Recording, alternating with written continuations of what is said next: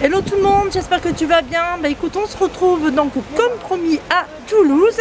Donc je t'emmène avec moi, on va visiter tout ça. Allez, go, c'est parti. Donc ce que tu trouves devant toi, c'est la basilique Saint-Cernin. C'est une basilique de briques et de pierre qui date du XIe siècle et qui n'est rien de moins que l'un des plus grands édifices romans d'Occident.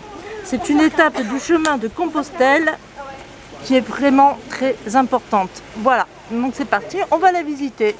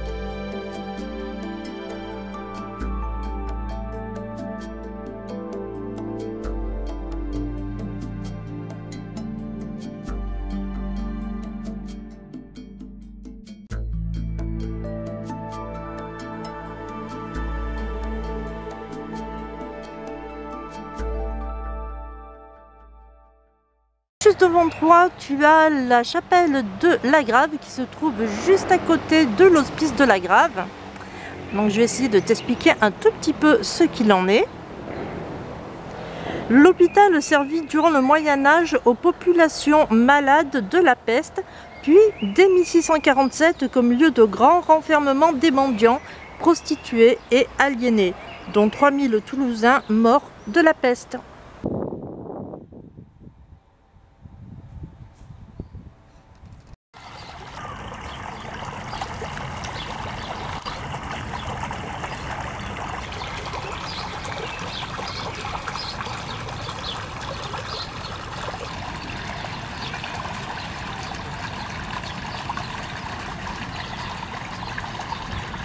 Bon, donc aujourd'hui c'est un nouveau jour, donc nouveau parcours, on va visiter plein de choses et on commence donc par Notre-Dame de la Dalbarde. Donc c'est parti, on y va, go!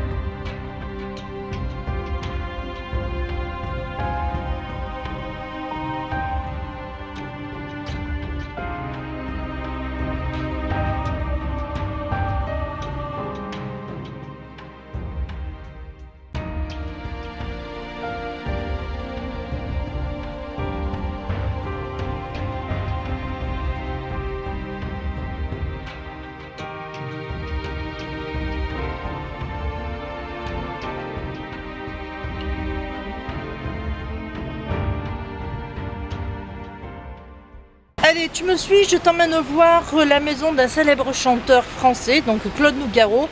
C'est parti, on y va, go! Né le 9 septembre 1929 à Toulouse, il fut élevé là où il y a le balcon au dernier étage.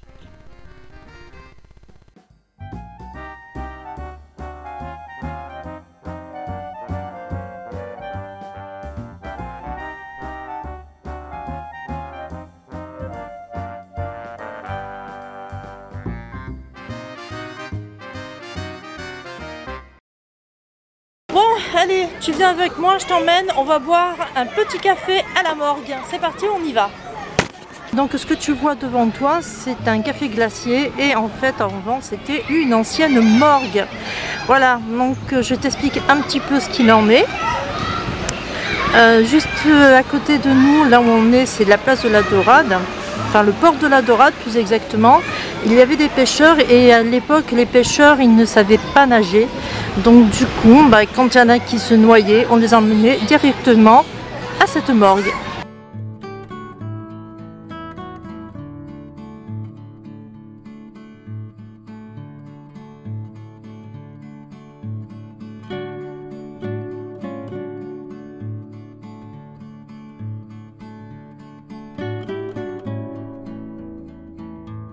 Un petit peu d'explication s'impose. Donc juste droit devant toi, tu as le pont Neuf qui est, contrairement à ce que son nom suppose, le pont Neuf est le plus vieux pont de Toulouse. Son édification a duré près d'un siècle, entre 1554 et 1632. En tournant un petit peu, on a l'Hôtel-Dieu Saint-Jacques. L'Hôtel-Dieu Saint-Jacques se développe à partir de 1257 sur l'emplacement de deux hôpitaux plus anciens, Sainte-Marie de la Dorade et Novelle, pour accueillir les malades, mais aussi les mendiants, vagabonds et surtout les pèlerins de Saint-Jacques-de-Compostelle. Aujourd'hui, c'est le siège des hôpitaux de Toulouse.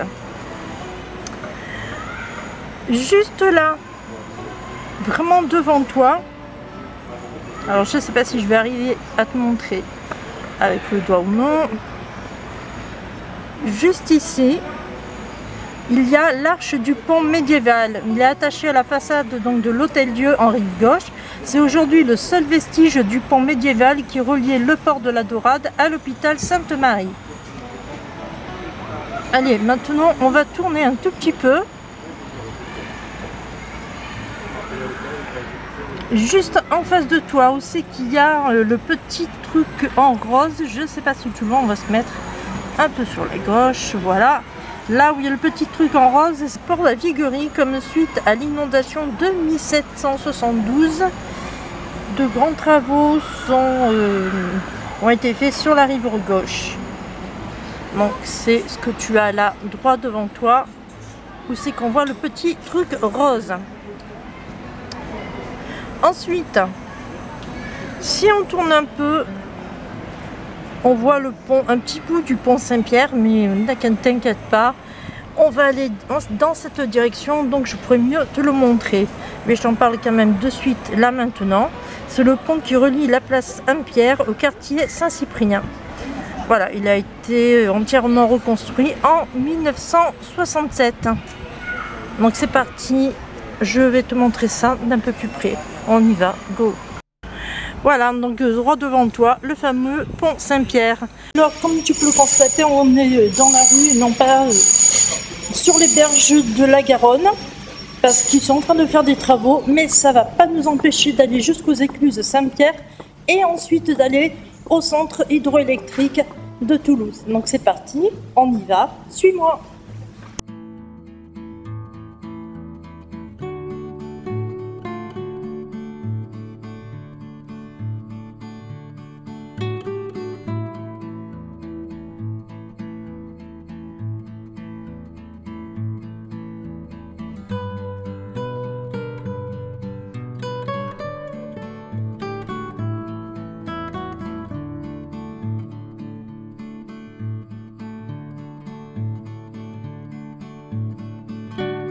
L'écluse et l'espace hydroélectrique de Toulouse, qui appartient donc maintenant à l'EDF, et juste devant nous, on peut y aller. Voilà, on est arrivé donc à l'écluse Saint-Pierre. Donc ce que tu as droit devant toi et qui est la flotte, en fait c'est pas la Garonne, c'est le canal de Brienne. Ce canal a été creusé à partir de 1768 pour réunir la Garonne au canal du Midi. Il permet d'acheminer les marchandises de l'un et l'autre en évitant les dangers de la chaussée du Bazac, qui était difficile à franchir.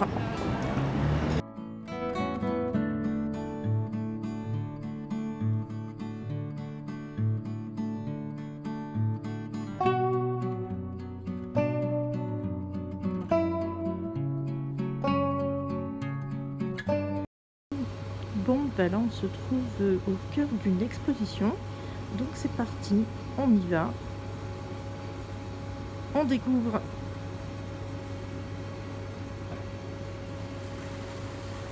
Donc étant donné qu'on se trouve dans l'espace EDF, forcément on va parler électricité et en même temps énergie renouvelable. Donc ici tu as les éoliennes à la biomasse. Les éoliennes, bah, c'est ce que tu as droit devant toi. En dessous on a la biomasse. Alors c'est quoi la biomasse exactement? Bon, en fait la biomasse c'est la combustion des résidus de matière organique et des déchets qui permet la production d'électricité et de chaleur. Je ferai l'impasse sur les matières organiques, je pense que tu as compris ce que c'est.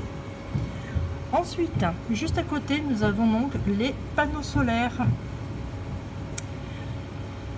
En parlant de panneaux solaires, on a aussi la géothermie. Alors la géothermie, c'est de l'eau très chaude des nappes de la Terre transformée en vapeur qui permet de faire tourner une turbine et un alternateur et de produire l'électricité et de la chaleur.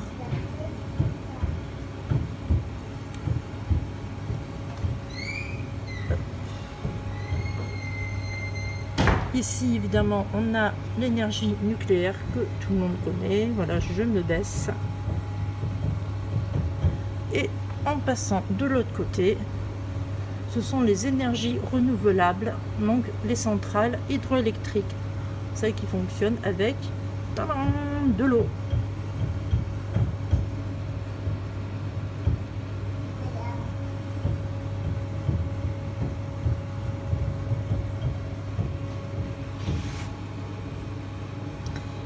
Et là, ce qu'on a, c'est les centrales thermiques à flamme. Alors, qu'est-ce qui est écrit là? En tournant la manivelle, vous produisez de l'électricité. Commencez par tourner la manivelle doucement. Selon la puissance que vous développez, pourrez-vous faire fonctionner certains de ces appareils. Donc là, on a des ampoules. Là, on a un batteur électrique. Et en haut, on a un... je pense que ça doit être un grille-pain. Voilà, donc c'est parti, on y va. On va faire au moins faire fonctionner l'ampoule électrique. Donc c'est parti. Si ça bouge un peu, c'est normal, étant donné que je vais tourner la manivelle qui est ici. C'est parti.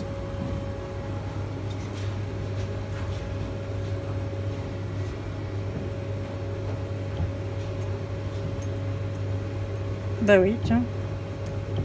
Oh, je suis vraiment trop forte.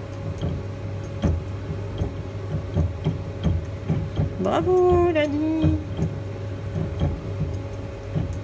J'ai même réussi avec l'ampoule LED. Bon, moi, j'ai pas trop vu s'allumer, mais bon, si on dit que c'est bon, c'est que c'est bon.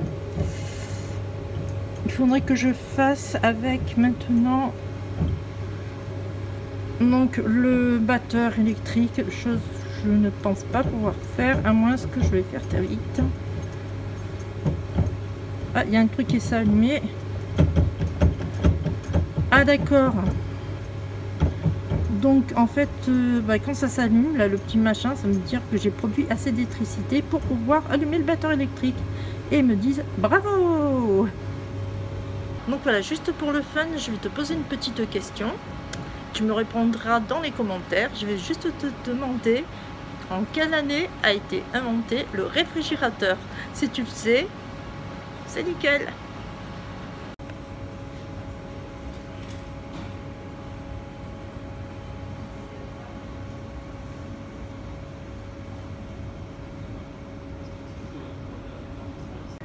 T'as vu comment elle est super belle cette photo, franchement.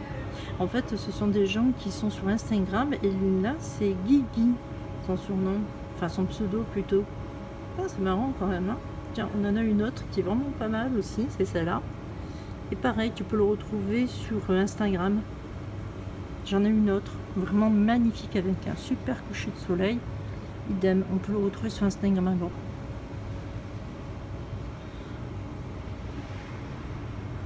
C'est vraiment magnifique. Bon, tu me suis, on va faire un petit tour à l'extérieur, on va recommencer par que la vue est magnifique. Donc c'est parti, on va sur la terrasse, go. La passe à poisson, appelée aussi échelle à poisson, est un dispositif permettant aux poissons de franchir un obstacle créé par l'homme sur un cours d'eau, généralement un barrage.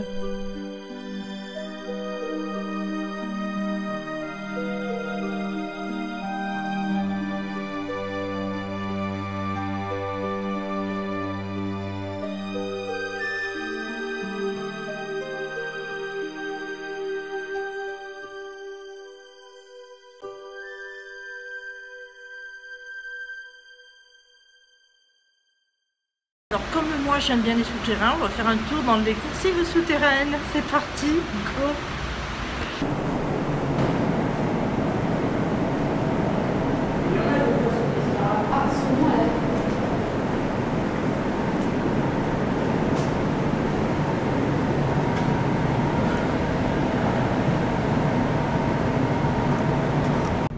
Donc juste là droit devant toi, c'est la passe à poisson que l'on voit.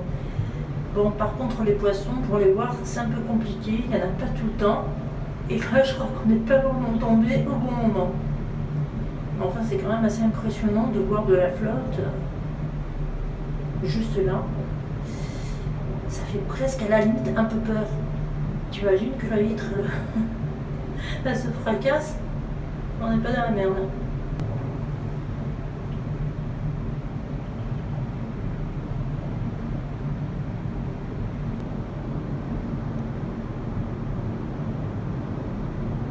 Se trouve dans la chambre d'eau des anciennes turbines.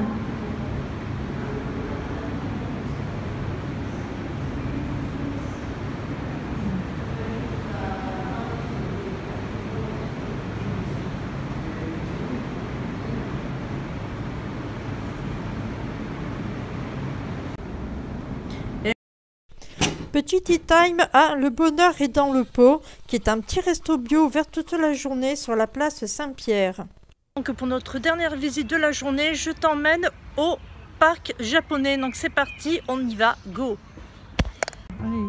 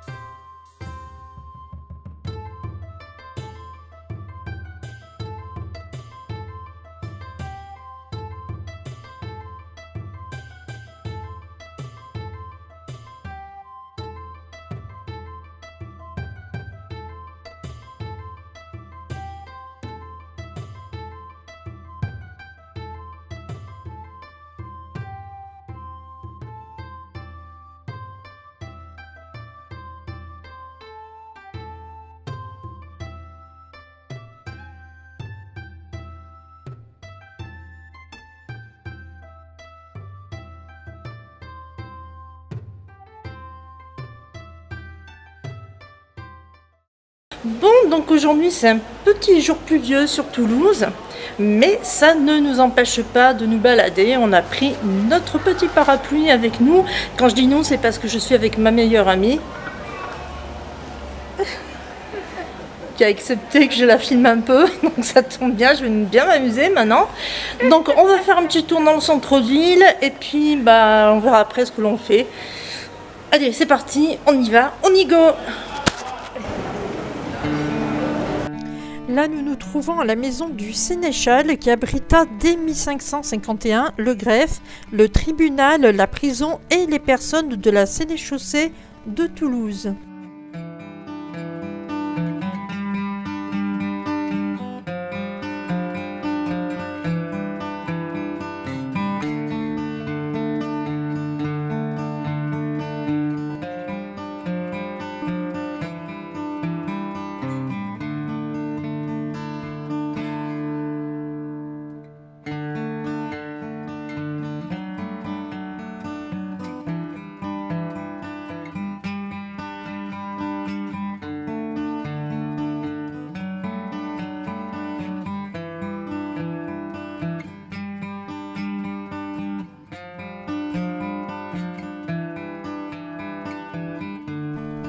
Le café où nous nous trouvons a été construit entre 1900 et 1910. Il est inscrit au titre des monuments historiques.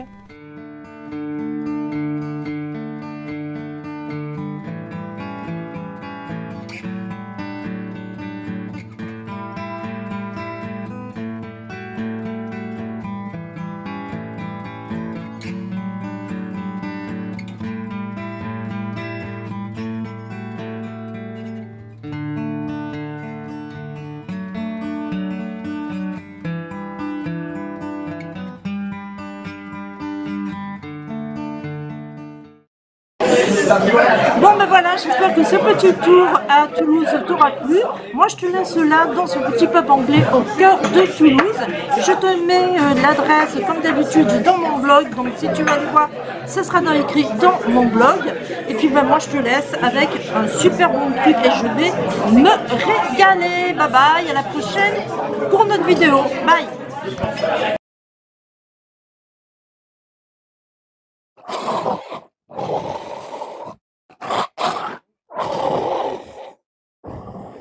Tu me suis maintenant, je te mène voir la maison d'un célèbre chanteur. Donc il s'agit de Claude. D'accord. Comme ça on n'entend rien. Oui, bah je sais, mais voilà. Putain, cette allure là, la batterie du truc il va se vider. Hein. Et là, pourquoi il n'y a pas de plaque, hein? T'as vu, il n'y a rien. Il n'y a rien du tout. Tu te demandes si c'est vraiment là ou si c'est pas là. Hein. Attends, moi je vais recommencer à partir de là parce que ça fait con, hein, sinon. Allez, je me dis, c'est bon là, ça va? Je sais même pas ce qu'il faut dire.